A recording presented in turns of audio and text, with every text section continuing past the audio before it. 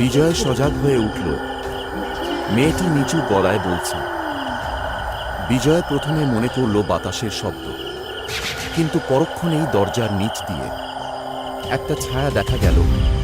তার গলা শুকিয়ে গেলেও সাহস করে দরজা খুলল, কিন্তু কেউ নেই। হঠাৎ করেই করিডোরের শেষ প্রান্তে দেখল বিশাল আয়নাটার সামনে দাঁড়িয়ে আছে একটা কালো ছায়ামূর্তি।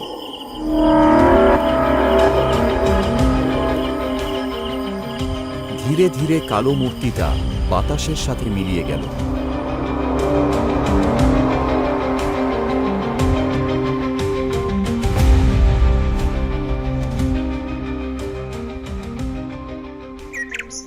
পরদিন সকালে সে শ্রীনাথকে রাতে ঘটে যাওয়া ঘটনার কথা বলল।